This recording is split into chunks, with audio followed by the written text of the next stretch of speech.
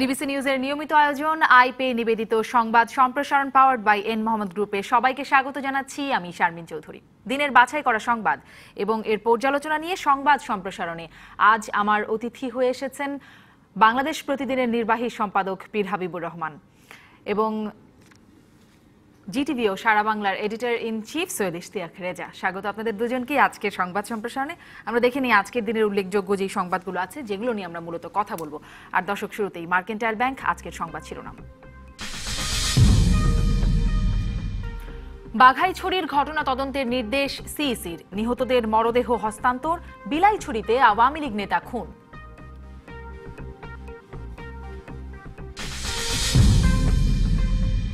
বিভিন্ন স্থানে নির্বাচনোত্তর সহিংসতার ঘটনা। নরসিংদীতে সংঘর্ষে নিহত 2। সুনামগঞ্জে ছুরিকাঘাতে নিহত 1।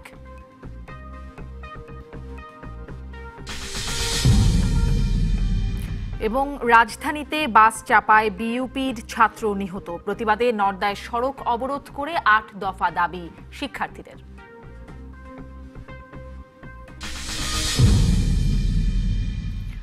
রাঙামাটির বাঘাইছড়িতে ব্রাশ ফায়ারের ঘটনার সুষ্ঠু তদন্ত করতে পুলিশকে নির্দেশ দেওয়া হয়েছে বলে জানিয়েছেন প্রধান নির্বাচন কমিশনার KM নুরুল হুদা।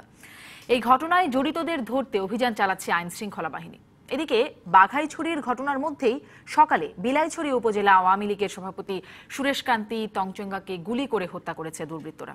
এসব ঘটনার প্রতিবাদে বুধবার খাগড়াছড়িতে সকাল সন্ধ্যা হরতাল ডেকেছে পার্বত্য বাঙালি ছাত্র পরিষদ। নির্বাচনী দায়িত্ব পালন শেষে জেলা সদরে ফেরার পথে সোমবার সন্ধ্যায় বাঘাইছড়ির 9 মাইল এলাকায় দুর্বৃত্তের ব্রাশ ফায়ারে 7 জন নিহত হন। গুলিবিদ্ধ হন আরও 17 জন। তাদের 10 জনকে ঢাকা সিএমএইচ ও বাকিদের চট্টগ্রাম সিএমএইচ হাসপাতালে ভর্তি করা হয়। বিজিবির পরে গাড়িটা আমাদের ছিল, এরপরে ছিল আপনার কংলাকের গাড়িটা, তারপরে ছিল মাচানগর। যখন এখানে এসে আমরা ক্রস করি, ওই মুহূর্তে ব্রাশ ফায়ার হয়। সকালে চট্টগ্রাম সিএমএইচে বাঘাইছড়িতে আহতদের দেখতে যান প্রধান নির্বাচন কমিশনার। এ সময় দোষীদের চিহ্নিত করে ব্যবস্থা নেওয়ার নির্দেশ দেওয়া হয়েছে বলে জানান তিনি।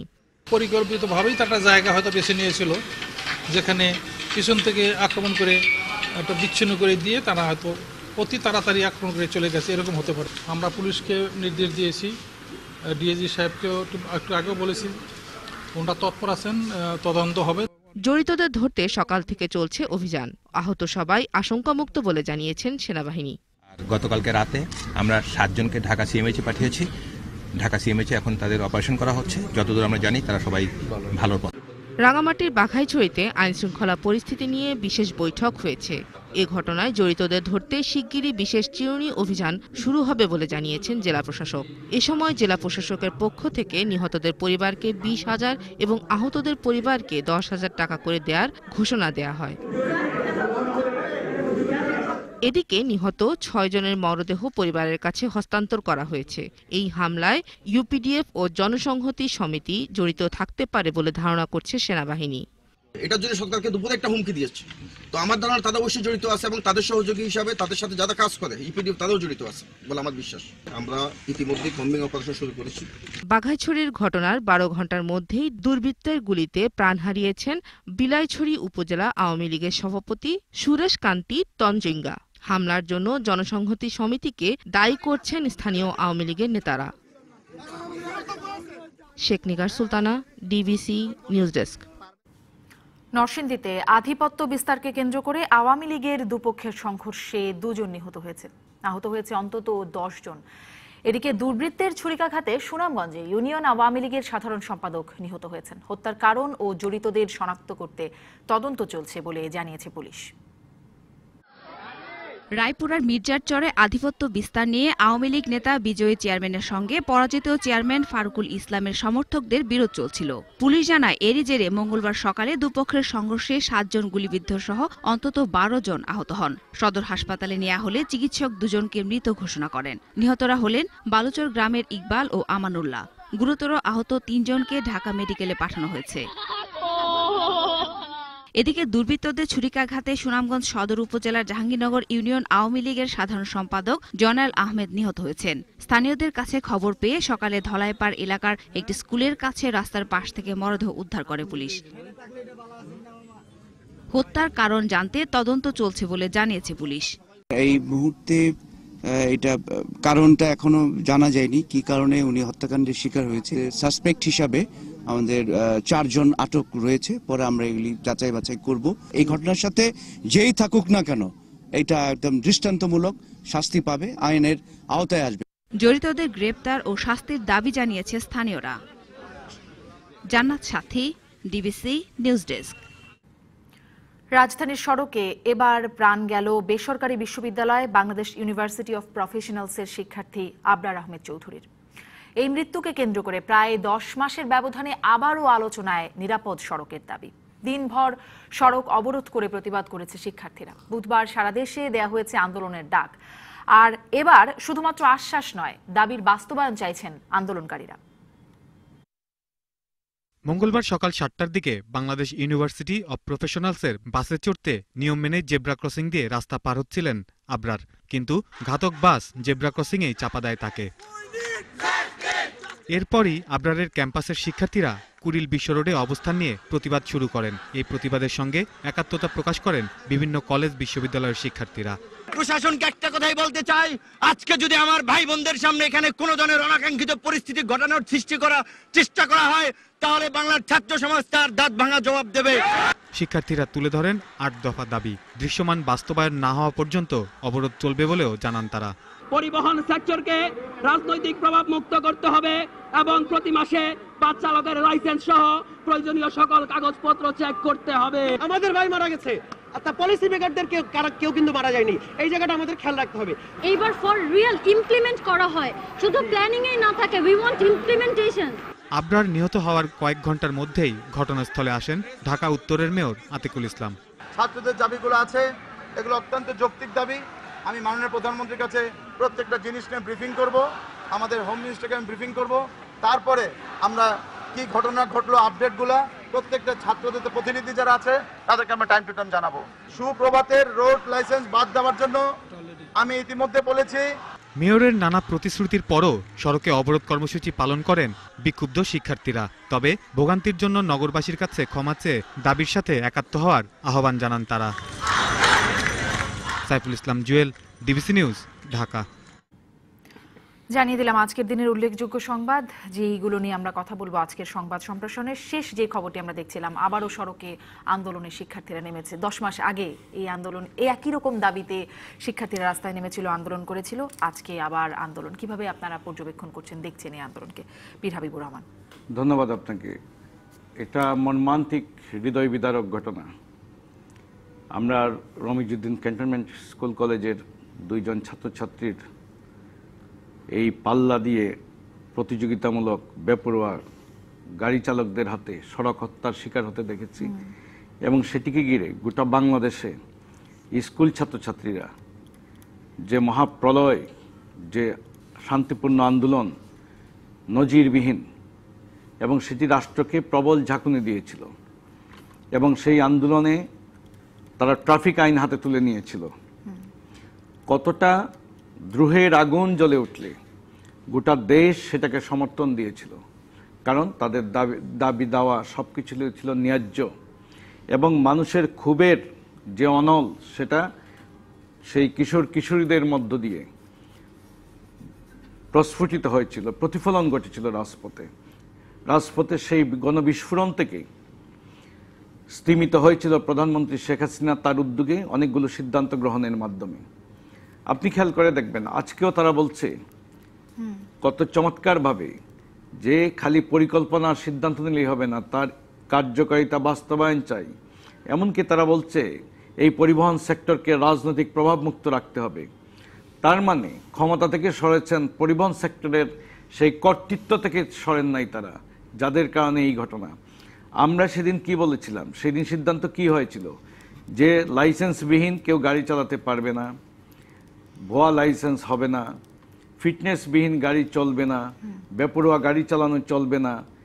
এই যে নৈরাজ্য, সেটার মনিটর এবং সেই সিদ্ধান্ত কার্যকর করা হয়নি বলে আজকে আরেকটি তরুণ বিশ্ববিদ্যালয়ের মেধাবী ছাত্র, বেসরকারি বিশ্ববিদ্যালয়ের, তার প্রাণ হারিয়েছে। একজন অবসরপ্রাপ্ত সেনা কর্মকর্তার সন্তান, সেটা বড় বিষয় নয়, বাংলাদেশের একজন সম্ভাবনাময় মেধাবী সন্তান। আমি বিষয়টা এইভাবে দেখি আমার অন্তর দিয়ে হৃদয় দিয়ে উপলব্ধি করি যে এই জায়গাটাতে আমার সন্তানটা থাকতে পারত। আজকে মা বাবাদের দুটো একটা করে সন্তান থাকে এবং তাদের ঘিরে তাদের খুব সুন্দর স্বপ্ন থাকে। মানুষের বেঁচে থাকার গ্যারান্টিটুকু চায়, স্বাভাবিক মৃত্যুর গ্যারান্টিটুকু চায়। আমরা 8 ভাই বোন ছিলাম। অকালে আমরা হৃদরোগে, স্ট্রোকে আমার 4 ভাই বোন আমরা হারিয়েছি। সেই বেদনা যখন মনে হয় আমার বিষাদে মন ছুঁয়ে যায়।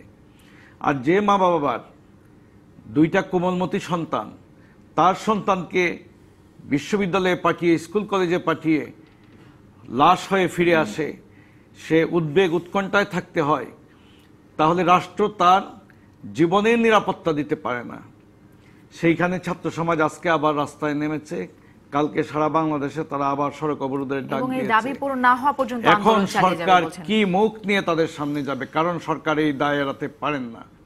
জি, ইশতিয়াক রাজা, আপনার কাছ থেকে আসলে জানতে চাই, আর যেই বিষয়টি পীর হাবিবুর রহমান বলছিলেন যে পরিবহন সেক্টরের কর্তৃত্ব থেকে তারা সরেননি, নিশ্চয়ই মনে আছে কিছুদিন আগেই গত মাসেই সাবেক নৌপরিবহন মন্ত্রী শাহজাহান খান, শ্রমিক নেতা, তার নেতৃত্বে কমিটি গঠন করা হয়েছিল দুর্ঘটনা এবং সড়কে নিরাপত্তা ফেরাতে। দেখেন পীর ভাই যেগুলো বলছিল তার সাথে আমি কয়েকটা কথা বলি। এখানে বেশ কিছু বিষয় আসলে আলোচনা আসা দরকার। 10 মাস আগে যখন শিক্ষার্থীরা নিরাপদ সড়কে আন্দোলন করে, তখন আমাদের প্রধানমন্ত্রী বলেছিলেন শিক্ষার্থীরা আমাদের চোখ খুলে দিয়েছে, এবং তখন সাথে সাথে দেখলাম তার সভাসদরাও একই ভঙ্গিতে কথা বলছেন। কিন্তু একই সাথে আমরা দেখেছি হেলমেট বাহিনী রাস্তায় আবার এই শিক্ষার্থীদের নাম করে সাংবাদিকদেরও গণপিটুনি দিয়েছে, আহত করেছে এবং অনেক শিক্ষার্থীকে পিটিয়েছে। কিন্তু তারপরের ঘটনা আরও হৃদয় বিদারক। সংসদে একই দিনে 30শে ডিসেম্বরের নির্বাচনের আগে খুব দ্রুততার সাথে 2টি আইন পাশ হয়। একটা হলো ডিজিটাল সিকিউরিটি অ্যাক্ট, যেটা হলো কি গণমাধ্যমে নানা ধরনের গুজব প্রতিহত করার জন্য। সেটার ব্যাপারে কিন্তু সম্পাদক পরিষদ সহ সাংবাদিকদের ভিতর থেকে, মানবাধিকার সংস্থাগুলো এবং আরও অন্যান্য জায়গা থেকে নানা আপত্তি তোলা হলো। তড়িঘড়ি করে সেই আইনটি রাষ্ট্রপতির স্বাক্ষর নেওয়া হয়। একই দিনে পাশ হয়েছিল সড়ক পরিবহন আইন, সেই আইনটি আজও কার্যকর করা হয়নি। সংসদে পাশ হওয়া আইন আজ পর্যন্ত কার্যকর হয়। তারপরে তখন কিছু না বললেও পরবর্তীতে না, দেখেন 10 মাস হয়ে গেল, একটা আইন সংসদে পাশ হলো, তাকে কার্যকর করা গেল না। শুধু তাই না, এই আইন যাতে কার্যকর না হয়, এই পরিবহন শ্রমিকরা রাস্তায় নেমে, সেটাই বলছিলাম, আমরা দেখেছি মানুষের মুখে কালি মেখে দিয়েছে। তাদের কিছু করে না, পুলিশের চোখের সামনে এই কাণ্ডগুলো ঘটেছে, কিছু করা হয়নি, প্রশ্রয় দেওয়া হচ্ছে। ক্ষমতার কেন্দ্র থেকে বারবার এই উচ্ছৃঙ্খল শ্রমিকদেরকে প্রশ্রয় দেওয়া হচ্ছে।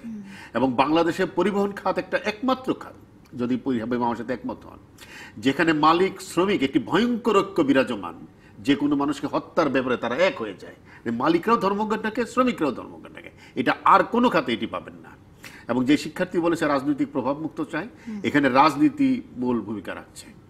এই রাজনীতির কারণেই ক্ষমতার কেন্দ্রে থেকে যে রাজনীতি পরিচালিত হয়, তারা পরিবহন সেক্টরটাকে রেখেছে এই মানুষকে নানাভাবে হয়রানি করার জন্য। এখানে আপনি কোনো ধরনের সিদ্ধান্ত বাস্তবায়ন, খোদ সংসদের আইন পাশ করা গেল না, এরপরে আপনি কি পাবেন এখান থেকে, আপনি সেটা বলেন। ফলে আমরা 1-2টা বাসের লাইসেন্স বাতিল হবে, এরকম করে সন্তানরা মারা যাবে, আমাদের সন্তানরা তারা রাস্তায় নেমে আসবে, মিথ্যা কথা বলে তাদেরকে ভুলিয়ে আবার বাড়িতে পাঠানো হবে। আমরা মনে করি একটা স্থায়ী সমাধান হওয়া দরকার। এই আইনটি যথাযথ আইন নয়। আমরা বলেছিলাম এই আইনের নাম হবে সড়ক পরিবহন না, সড়ক নিরাপত্তা আইন। আজ পর্যন্ত সেটা কিন্তু করা হয়নি, নিরাপত্তা শব্দটি ফেলে দেওয়া হয়েছে। এখানে একটা কথা আছে যে চালকের শাস্তি হবে সর্বোচ্চ 5 বছর।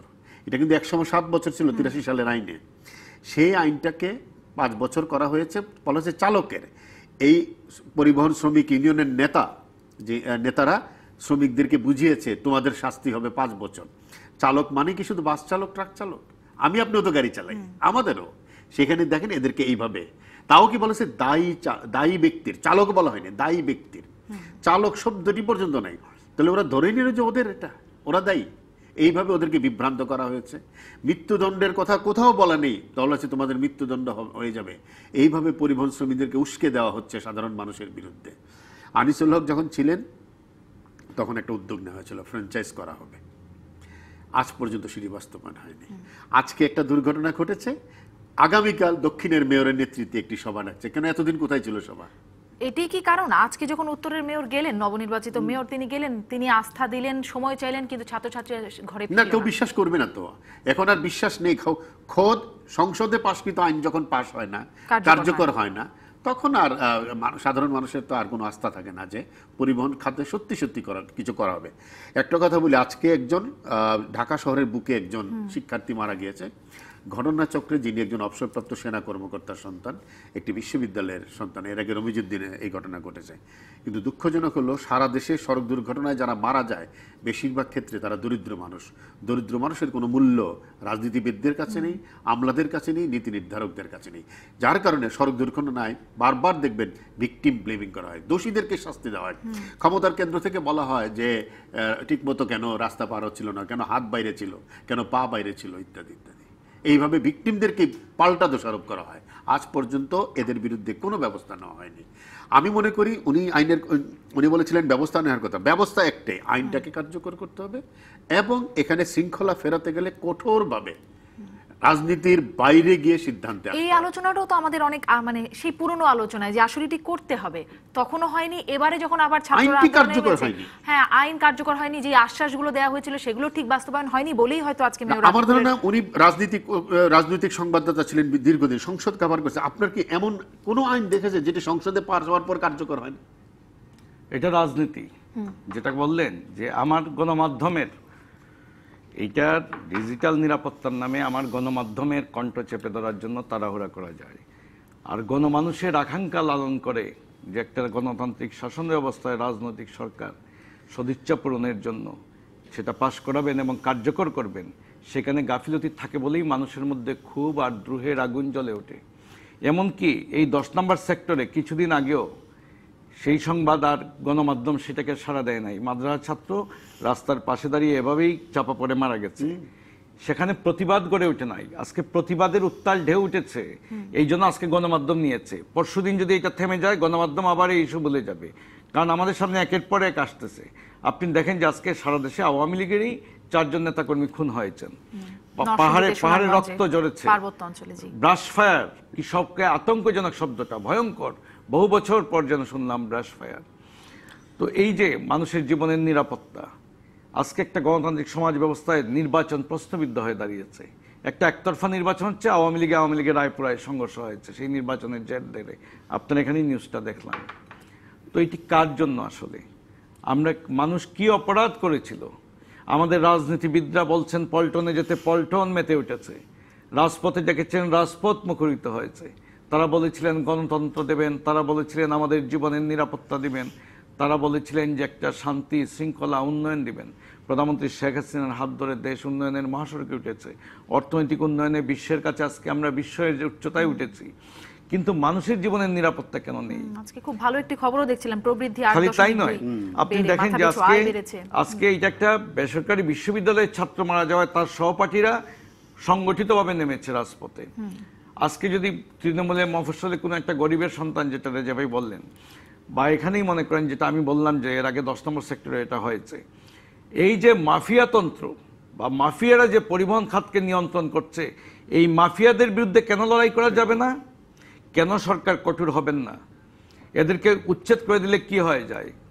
রাষ্ট্রের চেয়ে সরকারের চেয়ে কারো হাত বড় হতে পারে না, আইনের চেয়ে সংবিধানের চেয়ে কারো হাত বড় হতে পারে না। আসলে কি বড়? আমি এই প্রশ্নটা না, বড় তো প্রমাণ করছে তারা বারবার। তারা এই শক্তি, আপনি জানেন যে এই শক্তি যখন মন্ত্রীপাড়ায় বসে তারা আন্দোলন উস্কে দিয়েছিল, সেখান থেকে তারা রাস্তায় নামিয়ে দিয়েছিল, অচল করে দিয়েছিল পরিবহন খাতকে। আদালতের সিদ্ধান্তের প্রতিবাদ, আপনি যদি আপনি যদি সন্ত্রাসবাদ জঙ্গিবাদ, আপনি যদি মাদকের বিরুদ্ধে অ্যাকশনে যেতে পারেন, এই খাতের বিরুদ্ধে কেন যাওয়া যাবে না? এটা কি এমন? আপনি একটা আনিসুলের কথা বলছিলেন, এটাই কি কারণ না যে গেলেই দেখা যায় যে সড়ক সবাই এক ঐক্যবদ্ধ হয়ে ঢাকার উত্তরের মেয়র নির্বাচিত হওয়ার মধ্য দিয়ে সীমিত ক্ষমতার মধ্যে আনিসুলক মানুষকে স্বপ্নের জায়গায় শুধু নেননি, আস্থা এবং বিশ্বাসের জায়গায় টেনেছিলেন, পরিবর্তন এনেছিলেন। তেজগাঁয়ের যে ট্রাক স্ট্যান্ড, অবৈধ ট্রাক স্ট্যান্ড, যেটা মাফিয়া নিয়ন্ত্রিত, সেই ক্ষমতাধর ব্যক্তিরা যেটাকে ভোগ করেন, সেইটাকে উচ্ছেদ করেছিলেন এবং উচ্ছেদ করতে গিয়ে তিনি হামলার শিকার হয়েছিলেন। বর্তমান উত্তরের মেয়র নির্বাচনে আসার আগে লিখেছি, বলেছি যে আপনার কাছে বেশি কিছু নয়, আনিসুল হকের অসমাপ্ত কাজ 1 বছর সময়, আপনি সেটি করুন। এই ট্রাক স্ট্যান্ড তিনি কি উচ্ছেদ করতে পারবেন? তার কাছে আজকে এটা প্রশ্ন। তিনি আজকে বলেছেন ছাত্রছাত্রীদের কাছে গিয়ে, আমি 7 দিন মাত্র আমার হাতে সময়। তিনি বলেছেন আবরারের নামে ওই ফুট ওভারব্রিজটা হবে। ওরা কি ওভারব্রিজ নামকরণ করতে চায়? ওরা কি শহীদ হতে এসেছে? শহীদই অমরত্ব পেতে এসেছে? ওরা চায় আপনাদের কাছে, ব্যর্থ মেয়রগণের কাছে, জনপ্রতিনিধিদের কাছে চায় আমার নগর, আমার রাজধানী বসবাসের উপযুক্ত করে দিতে। এইটা বসবাসের উপযুক্ত নয়, একটা মৃত নগরী। এখানে যানজটে মানুষের জীবন শেষ, নাবিশ্বাস। এখানে ময়লা নোংরা, আর সেখানে আপনি পরিষ্কার জায়গায় ময়লা দেখেন না, পরিষ্কার জায়গায় ময়লা ফেলে আপনি সেখানে পরিষ্কার অভিযান পরিচালনা করেন। নাটক তামসার একটা সীমা আছে। এবং আপনাকে কাছে আজকে ছাত্রছাত্রীরা চেয়েছে নিরাপত্তা সড়কের গ্যারান্টি, নিরাপদ সড়কের গ্যারান্টি দিতে হবে। সেই গ্যারান্টিটা কি আসলে না, কেউ মারা গেল কোন ছাত্রছাত্রী, তার নামে আন্ডারপাস, তাদের নামে ওভারপাস, আর ওই বাসের লাইসেন্স বাতিল, এটুকুই অ্যাকশন। দেখেন, সিটিং সার্ভিসের প্রসঙ্গ আপনি তুলেছিলেন। সিটিং সার্ভিসের ব্যাপারে একটি কমিটি হয়েছিল, সেখানে জনপ্রতিনিধিরা ছিলেন, জনগণের প্রতিনিধিরা ছিলেন, সেখানে মালিক শ্রমিকদের পক্ষ ছিল। একটা রিকমেন্ডেশন করা হয়েছে, আজ থেকে প্রায় 2 বছর আগে তার আলোর মুখ দেখলো না। প্রত্যেকটা ক্ষেত্রে নিশ্চুপ হয়ে যাওয়া হচ্ছে। সড়ক পরিবহন আইনটি কার্যকর হয়েছে কি হয় নাই, মন্ত্রীকে যখন প্রশ্ন করা হয় তিনি উত্তর দেন না, মন্ত্রণালয়ের লোকজন কিছু বলেন না, এই সেক্টরের লোকজন কিছু বলেন। কেন এত লুকোচুরি এই একটা আইন নিয়ে? এই যে যেটা নিয়ে একটু আগে বলছিলাম যে সাবেক নৌপরিবহন মন্ত্রীকে প্রধান করে যে কমিটি করা হলো, 14 দিনের মধ্যে প্রতিবেদন দিতে বলেছিল।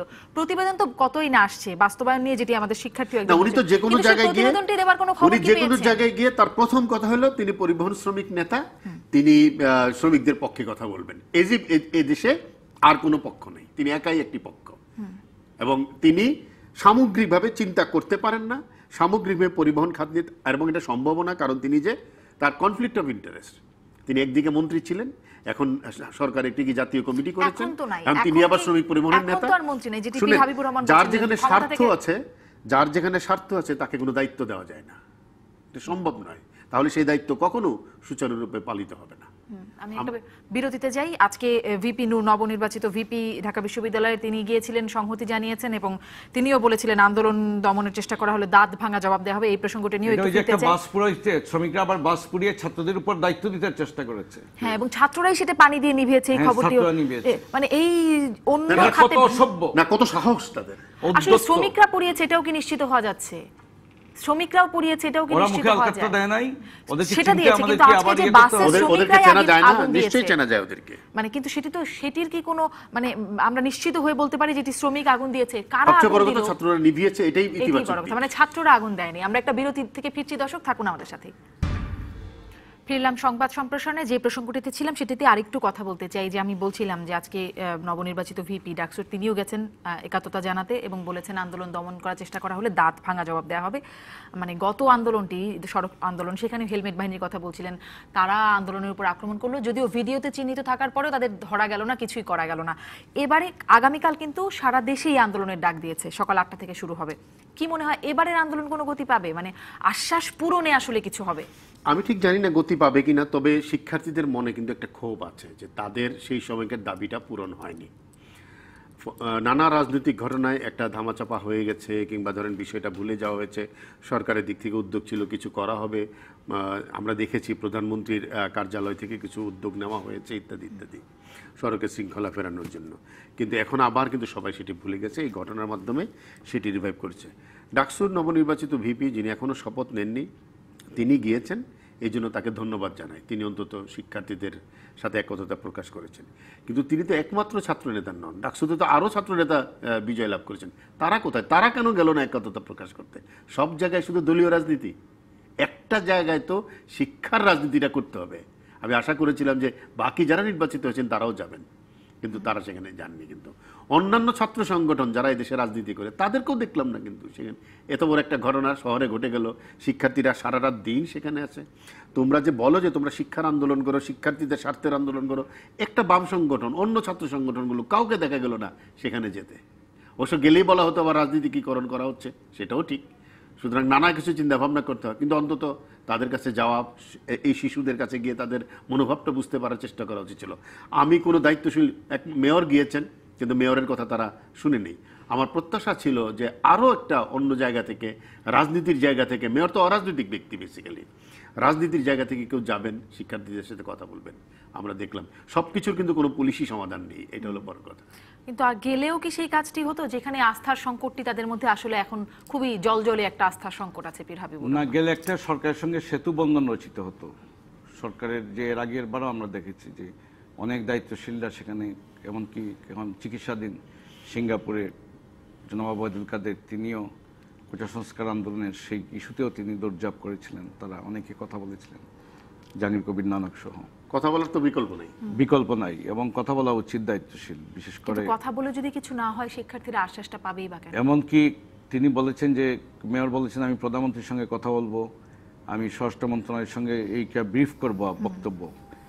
এখন দুই মেয়রকেই, আসলে এটা নগরের ঘটনা, দুই মেয়রকেই সংশ্লিষ্ট মন্ত্রীরা আজকে সন্ধ্যার মধ্যেই তো প্রধানমন্ত্রীর সঙ্গে বসে যাওয়া উচিত, ওটি আজকে তাদের সঙ্গে কথা বলা উচিত। এটা তো বিলম্ব করার কোনো সুযোগ নেই, কারণ এটা তো একটা মানুষের উত্তপ্ত আগুনের মধ্যে, উনুনের মধ্যে বিষয়টা, এবং সেই সাথে এটা যে কোনো সময় বিস্ফোরিত হতে পারে। আপনি খেয়াল করবেন আরেকটা বিষয় পীর ভাই, আমরা আপনার সুবিধার জন্য, আগের অ্যাক্সিডেন্টগুলোর পরে মালিক শ্রমিক পক্ষ একত্রিত হয়ে নেতারা বলেছিল এই শহরে কোনো টার্গেট ট্রিপ চলবে না।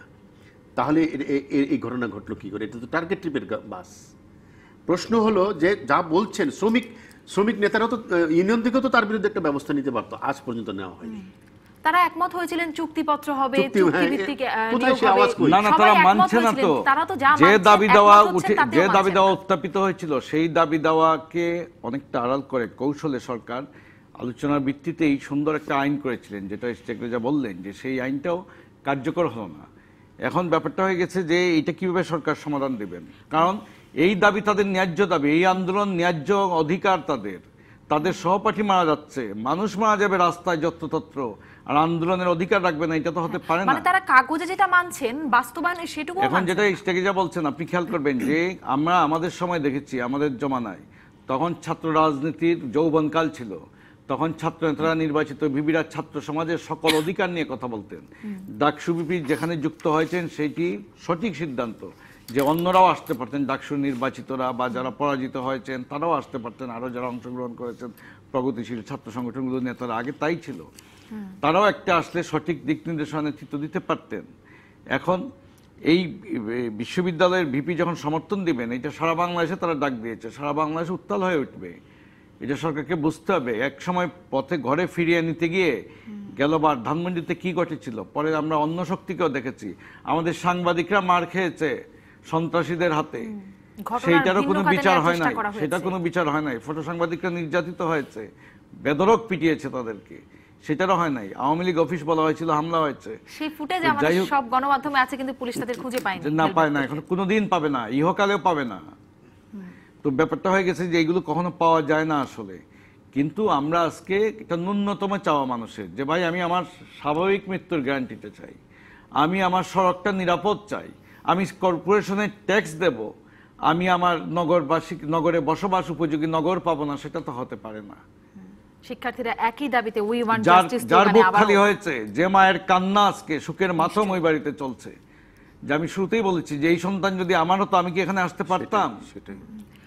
এই দাবিতে তারা আন্দোলন চালিয়ে যাবে, আমরাও নিশ্চয়ই খবর রাখবো এবং আলোচনা করব। দেখা যাক আশ্বাসের কোনো বাস্তবায়ন কি আসলে ন্যূনতম যেটি বলছিলেন ন্যূনতম বাস্তবায়নের জায়গায়। আর একটা বিষয় যেটি আপনি আনছিলেন, ইউপিডি রাঙ্গামাটি খাগড়াছড়িতে যে ঘটনা, গতকালের ঘটনার পরে ব্রাশফায়ারে 7 জন নিহত, আজকে আবার বিলাইছড়িতে একজন দুর্বৃত্তরা গুলি করে হত্যা করেছে একজনকে। এরকম ঘটনা সেনাবাহিনী বলছে যে ইউপিডিএফ ও জনসংহতি সমিতির বলছেন যে কমিং অপারেশন তারা শুরু করছেন।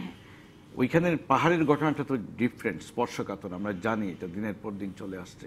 ওইটা কি হবে আসলে এটা তদন্ত না আসা পর্যন্ত বলা যাচ্ছে না। রায়পুরার ঘটনা এই পর্যন্ত গণমাধ্যমে যে খবর এসেছে, 2 জন প্রার্থী ছিলেন আওয়ামী লীগের নির্বাচন উপজেলায়, সেইখান থেকে নির্বাচন শেষে 2 পক্ষের মধ্যে যে উত্তেজনা, সেখান থেকেই সংঘর্ষ হয়েছে, 2 জনের প্রাণহানি। সুনামগঞ্জ আমার নিজের জেলা শহর, এটা আমার এলাকা, এইখানে একটা শান্তির শহর, যারা যান সবাই জানেন, যেখানে মানুষ হাওরে যায়, ঘুরতে যায়, এখানে মানুষ খুব শান্তিপ্রিয়, এখানে কোনোদিন এইভাবে রক্ত জয় নাই, কোনো রাজনৈতিক কর্মীর এইভাবে মৃত্যু হয় নাই। এটা যদিও পুলিশ সুপার দেখেছি বলেছেন যে এটা বিচারের আওতায় আনা হবে খুঁজে বের করে। সন্দেহভাজন 4 জনকে অ্যারেস্ট করেছেন। তার 7 দিন আগে সুনামগঞ্জ শহরের পার্শ্ববর্তী মোল্লাপাড়া ইউনিয়নের হাওড় বাঁচাও আন্দোলনের একজন কর্মী, তিনিও শহরের পিটিআই স্কুলের এখানে তার লাশ পাওয়া গেছে। এই জায়গাগুলো আসলে অবশ্যই তদন্ত করে বের করা উচিত। সেখানেও একটা আন্দোলন, অসন্তোষ চলছে। ইশতিয়াক রাজা, আপনার কি মনে হয়, বিশেষ করে যদি পার্বত্য অঞ্চলের পার্বত্য অঞ্চলে আমরা দেখছি গত 15 মাসে 58 জন খুন হয়েছে এবং সাম্প্রতিককালে রাঙ্গামাটি যেন রক্তাক্ত হয়ে উঠছে নানা কারণে। এখানে 12 ঘন্টার ব্যবধানে আরও একজন আওয়ামী লীগ কর্মী খুন হওয়া, নেতা খুন হওয়া আমার কাছে কেন একটা বড় ধরনের অস্বস্তিকর আমি বলবো পুরো আমাদের সকলের জন্য। পীর ভাই যথার্থই বলেছেন যে পার্বত্য চট্টগ্রাম একটি স্পর্শকাতর জায়গা এবং সেখানে তো সকলের আরও বেশি কঠোর নজরদারি আমরা প্রত্যাশা করি আইন শৃঙ্খলার ব্যাপারে। এখানে দেখেন ইউপিডিএফের 2টি অংশ আছে। ইউপিডিএফ ভাগ হয়ে যাওয়ার পরে গোলযোগটা যেন আরও বেড়েছে। একই সাথে আছে পার্বত্য জনসংহতি সমিতি। আধিপত্যের লড়াইটাই কিন্তু এখানে মূলক। কে কতটুকু আধিপত্য বিস্তার করবে এই 3 সংগঠনের মধ্যে, এবং 3টি সংগঠন অদ্ভুত ব্যাপার, এখানে অনেকগুলো ঘটনা ঘটছে আজ পর্যন্ত কেউ দায় স্বীকার করছে না। এটা হলো পার্বত্য চট্টগ্রামের সাম্প্রতিককালের একটা নতুন ট্রেন্ড। আগে কিন্তু হত্যাকাণ্ডের পরে, অপারেশনের পরে তার দায় স্বীকার করত, এখন নতুন কৌশল হলো কোনো দায় স্বীকার না করা।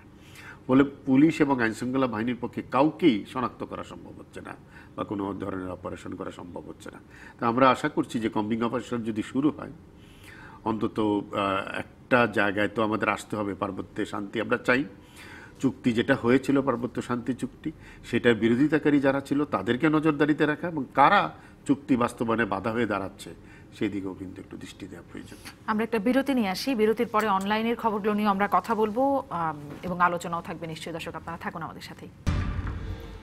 ফিরলাম সংবাদ সম্প্রসারণে, দেখে নিই অনলাইনে কি কি খবর আছে সবশেষ। প্রথম আলোর খবর, অবরোধ আজকের মতো তুলে নিয়েছেন শিক্ষার্থীরা, কিন্তু আমরা যেটি আলোচনা করছিলাম কাল থেকে সকাল 8টা থেকে আবারও আন্দোলন চলবে এবং দাবি আদায় না হওয়া পর্যন্ত আন্দোলন চলবে। আর একটু নিচের দিকে যাই, দেখি আর কি কি খবর আছে উঠিয়ে দিলে। ডাকসুর ফল গণভবন থেকে তৈরি, ঘোষণা সিনেট থেকে, এটি বলছেন ছাত্রদল। ছাত্রদলের পক্ষ থেকে বলা হচ্ছে এটি। কারা কেন ঘটনা ঘটালো আমরা জানি না, এটি প্রধান নির্বাচন কমিশনারের বক্তব্য। বাঘাইছড়ির ঘটনা এবং আজকের ঘটনা যেটি বিলাইছড়ির ঘটনা, কারা কেন ঘটিয়েছে তিনি বলছেন যে জানেন না, কিন্তু নির্বাচন কমিশনার মাহবুব তালুকদার বলছেন বাঘাইছড়ির ঘটনা ইসির ইতিহাসে সবচেয়ে মর্মান্তিক। না, নিঃসন্দেহে মর্মান্তিক, কিন্তু সবচেয়ে মর্মান্তিক এই ধরনের কথা বলা বোধহয় ঠিক কিনা।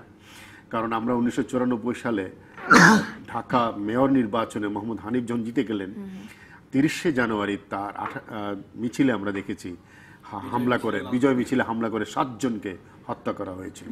সুতরাং এগুলোও খুবই, কখন কোনটা ঘটেছে আমরা তো সব ইতিহাস জানি না, তবে নিঃসন্দেহে মর্মান্তিক একটি ঘটনা। নিঃসন্দেহে আমরা পরের খবরগুলো দেখে নিই।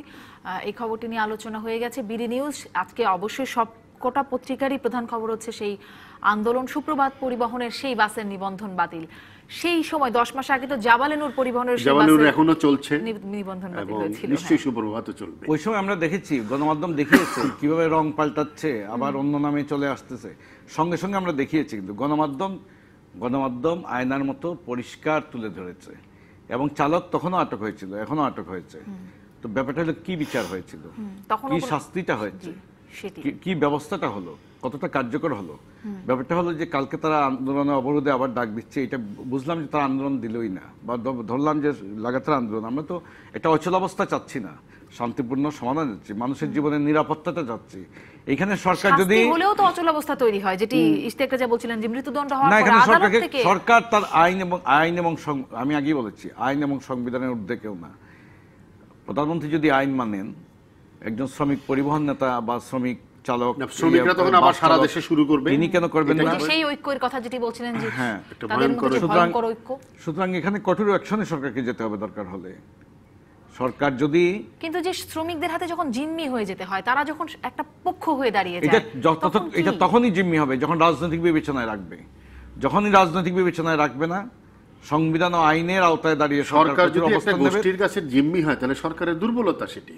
এই দুর্বলতা তো প্রকাশ করতে দেওয়া উচিত না, তাকে সবল হতে হবে। আর দেখেন, বাংলাদেশে কিন্তু সড়ক দুর্ঘটনাটা কোনো একটা স্বাভাবিক ঘটনা, এটা গণহত্যায় পরিণত হয়েছে। কিন্তু বাংলাদেশের সমস্ত রাজপথ আজ রক্তাক্ত, প্রতিদিন রক্তাক্ত হচ্ছে।